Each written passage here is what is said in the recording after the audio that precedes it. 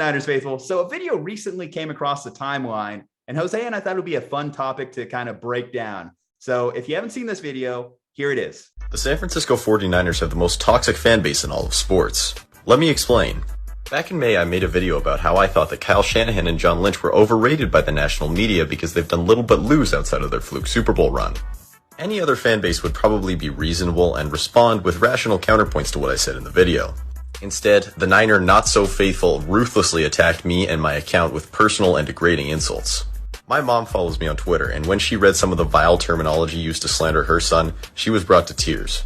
Only 49ers fans could respond to a sports take with personal insults so extreme it made a grown woman cry.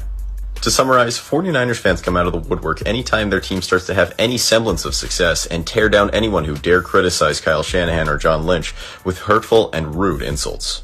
Okay, so we've been called out, faithful. Are we the most toxic fan base in sports? In all of sports, this man said, not just football, not just North America, every sports league that exists across this great place we call planet Earth. Now, Jose, after seeing this video, some thoughts? And the first initial thought is he's wrong. And let's just start in the league that we participate in.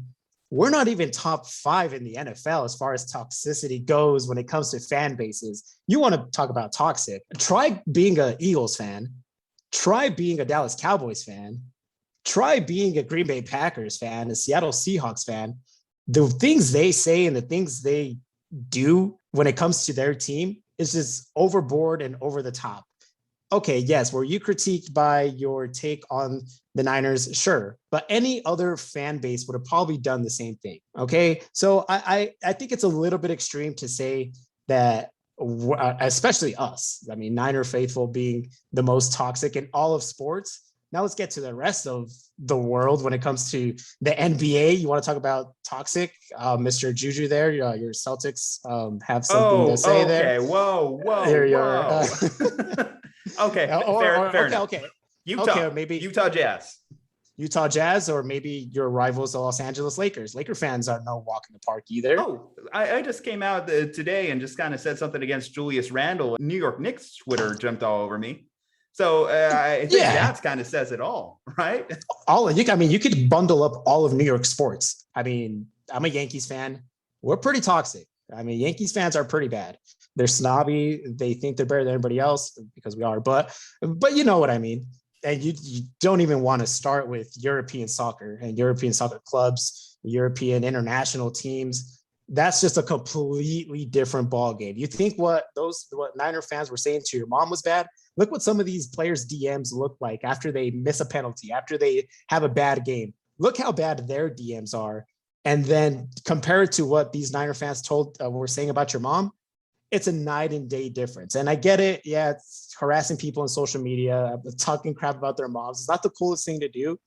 But trust me, it could get a lot darker when it comes to sports, and especially sports around the world, my friend.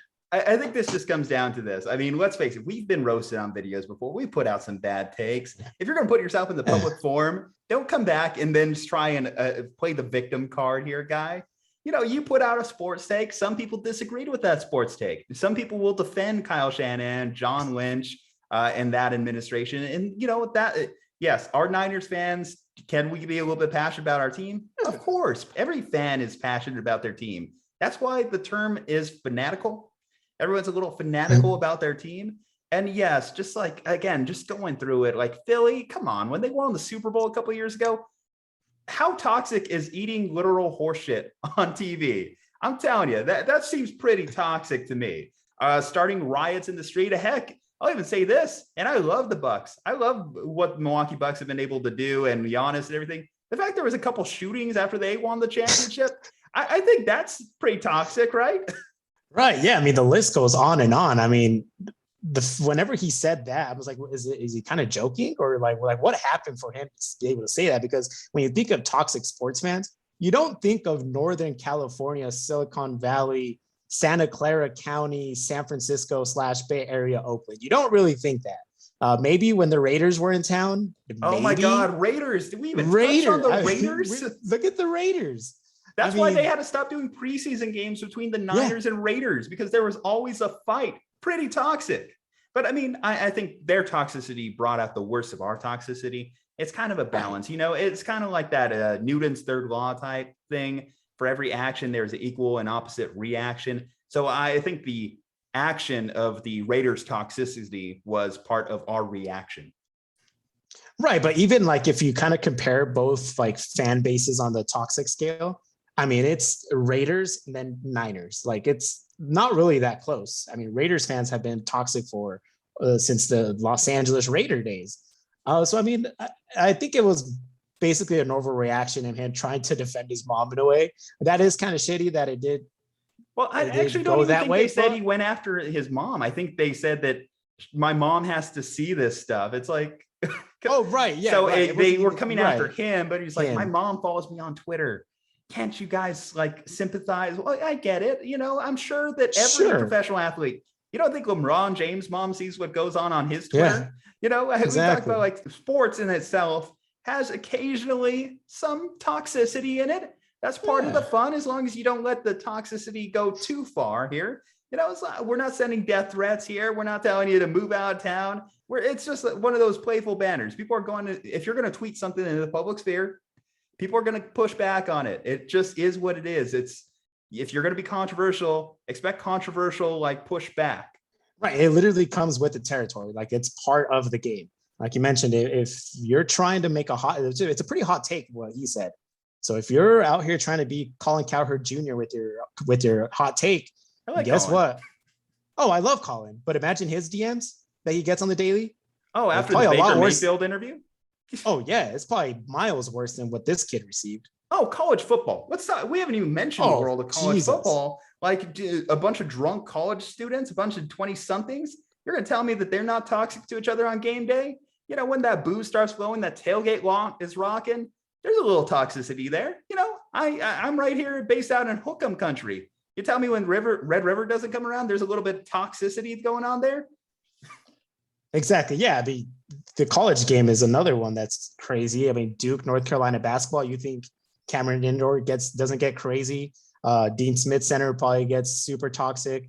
Alabama, LSU. Yeah, Duke has to be at the top. Yeah, Duke men's basketball has to be at the top. Ohio State football. I mean, the list goes on and on. I wouldn't even put us in the top 20, top 25. If we're talking all of sports, I mean, you're listing a lot of toxic fan bases before you list the 49ers. Okay, before we close out this video, I have to mention the most toxic fan out there.